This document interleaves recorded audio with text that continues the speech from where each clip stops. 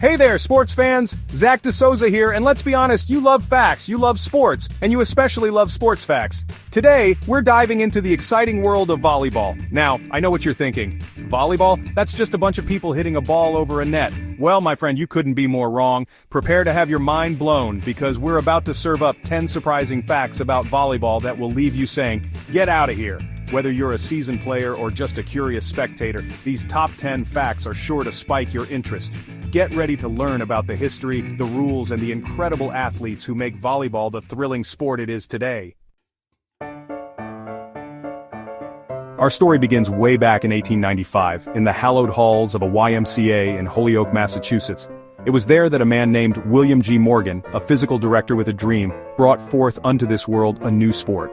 Now, William was a busy man, tasked with creating a less physically demanding alternative to basketball, because, dribbling is hard. His solution? A game that combined elements of basketball, baseball, tennis, and handball. And thus, Mintonette was born. Yes, you heard that right, Mintonette. It sounds like a rejected Harry Potter spell or a dainty tea cookie.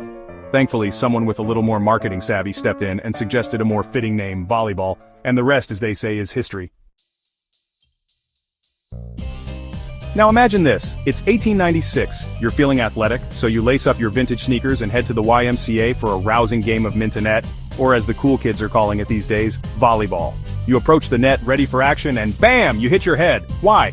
Because back then, the net was only 6 feet 6 inches high. That's right folks, the net used to be shorter than Danny DeVito in platform shoes.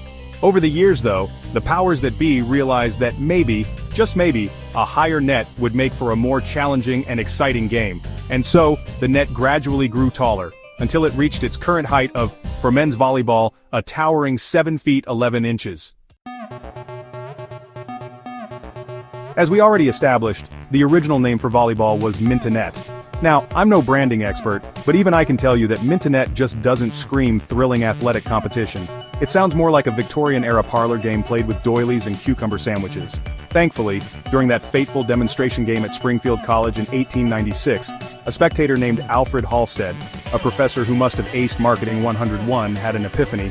He suggested the name volleyball, a name that actually made sense given the whole volleying the ball thing they were doing, and with that, a legend was born. Ah, Springfield College, the birthplace of basketball, the home of Dr. Seuss, and the site of the first ever official volleyball game. That's right folks, in July of 1896, just a few short months after its invention, volleyball made its grand debut on the hallowed courts of Springfield College.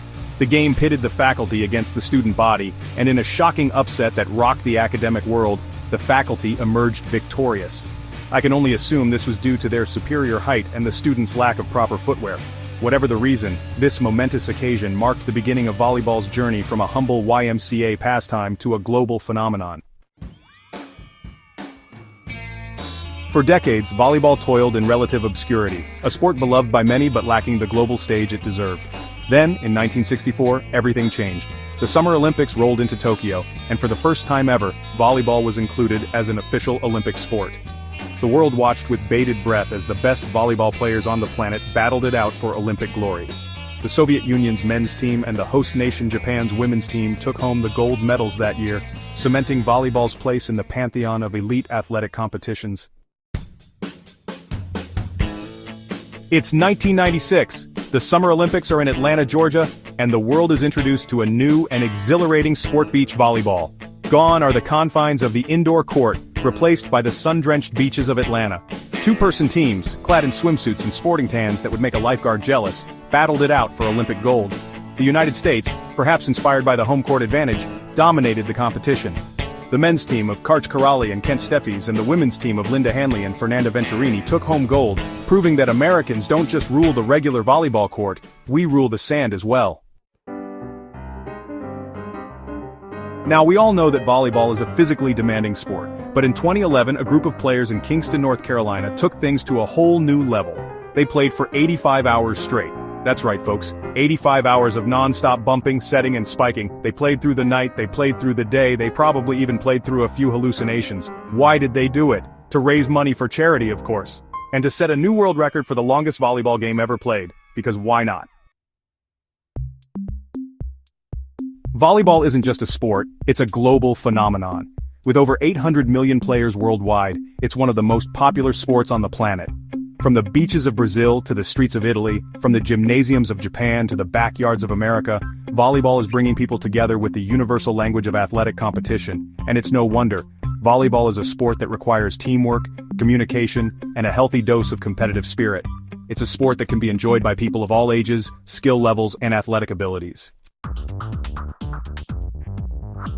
You know how they say it's not the speed of the serve, but the placement? Well, when it comes to the fastest volleyball serve ever recorded, it was definitely both. Bulgarian powerhouse Mate Kaziski unleashed a serve that clocked in at a mind-blowing 82 miles per hour. That's faster than most people drive on the highway. I mean, imagine the look on the other team's faces as that ball came hurtling towards them. I can only assume they just stood there in awe, wondering what kind of superhuman force they were up against. With over 800 million players worldwide, volleyball isn't just a sport, it's a movement. It's a testament to the power of human athleticism, the thrill of competition, and the joy of teamwork.